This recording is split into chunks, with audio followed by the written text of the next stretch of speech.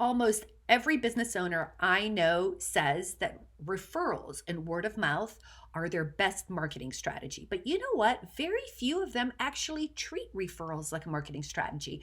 Most people treat referrals like it's some happy accident. Oh, somebody referred me. Yay. So, the number one predictor, if you want to get a lot of business by referrals, is to actually have a referral system.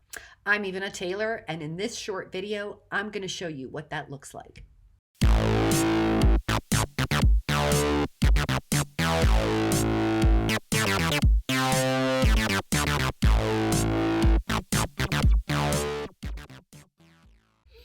So, the first thing you're going to need to build your referral system is something called a referral guideline. And I'm going to take you through very quickly the sections of a referral guideline.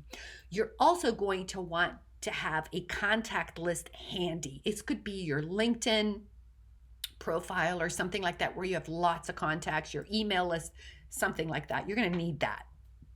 Let's talk about the referral guideline. The very first part of the referral guideline is going to have who you are and what you do. Now, in this what you do description, we want it to be exactly that, really descriptive. Really descriptive. No fancy words, no fancy plan taglines. No, very descriptive. I'm the publisher of DIY Marketers. I provide low-cost marketing advice to small business owners. These are all words that people understand. I have a friend who is a financial planner. She works with women going through divorce. I'm going to bring that back again. But you understand, be very, very descriptive because that's going to help your referrer remember you and what you do. Okay, so that's number one. You actually want people to put you in a box. That's what we want. The second part about it, the second part of your referral guideline is going to be all about who your ideal customer is, and make sure you describe that ideal customer again in very descriptive terms. I mentioned my friend who's a financial advisor and she works with women going through divorce. That's a very, very specific descriptor. And if someone might say to me, oh, I'm going through divorce. You should talk to my friend. See how that works?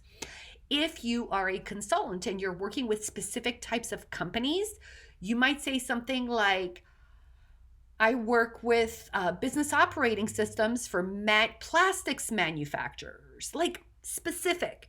Like I have to know who this person is or what category of person. Don't be fluffy. Don't be fruity. Okay.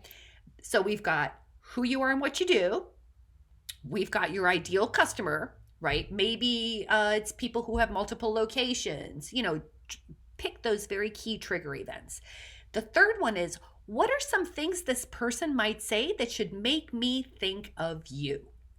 When I was doing some marketing consulting, one of the things I specialized in is working with manufacturers who were going to be ISO certified. See how specific that is? And I did customer satisfaction surveys for manufacturers who wanted to be ISO certified. I had a survey that was very, very specific to meet those needs.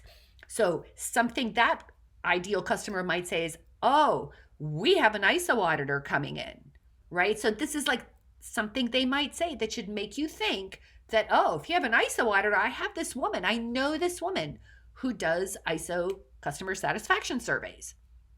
So come up with a list of things that your ideal customer might say that should make someone think of you. Easy enough, right? And finally, you also want to tell your referrer how to refer you. And I just said mine a second ago. Oh, I know this woman. You don't want your referrer to sell you. That's your job. What you want them to do is recommend you. So what you might say to them is, if you meet someone that fits this criteria, say, hey, I know this woman. Can I introduce you? Let me introduce you. You might write an introductory email. You might, if you're local, all decide to get together for lunch. This is what makes the referral so powerful. The more contact that the connection has with you, this threesome, the potential client, the connection, and you, the tighter that content, the stronger that connection, the higher the likelihood that you're going to be chosen. Another key thing that you want to include in a referral guideline, you want to think about this, is how are you going to reward that referrer? Sometimes people do affiliates, sometimes people do a finder's fee. Some clients, maybe if you work for the government or if you work for some type of specific company where gifts are forbidden, you might want to think about what are some special ways of saying thank you. Maybe you send them flowers. Maybe you just do some thoughtful thing. Maybe you give them like a book or something. So you want to be able to know how to reward those people. So that is your referral guideline. Take some time to work on that. Now we're going to get into the referral process.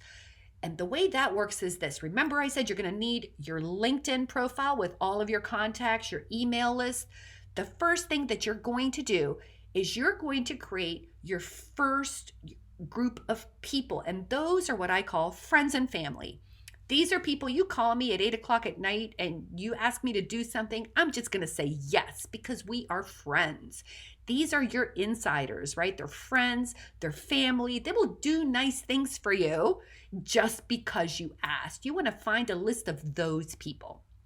The next group of people that you're going to look for are partners. Now, these are people who serve the same customer and the same audience, just in two different ways. So like a real estate agent and a insurance provider are real estate partners. You buy a new home, you're going to have a real estate agent, and then you're going to need some home insurance, right? Same thing with car salesmen, maybe, right? For me, I use copywriters, I use web designers, I have partnerships with salespeople. You got a sales problem, you're going to have a marketing problem. So you want to come up with partners. And the last group of people that you want to come up with are your influencers. Now, these could be executives, indeed. They could be C-level managers, perhaps, but don't be fooled. They are the trusted advisor to your ideal customer. That means when this person says the sky is falling, everyone runs, they don't ask why, right? They are a trusted advisor and a connection to that decision maker. So you want to make a list of those people. Now, once you've got your list and once you've got your referral guideline, this is where the fun starts. And all you're going to be doing is going down your list, scheduling calls or meetings, first with your insiders. And this is why you want to have that referral guideline written up, because you're going to meet that person and you're going to review your referral guideline with them. Because then what can happen is they can say, oh, I don't understand that. Oh, I don't understand that. And at the end of that conversation, you're going to ask, do you know anyone who fits this profile?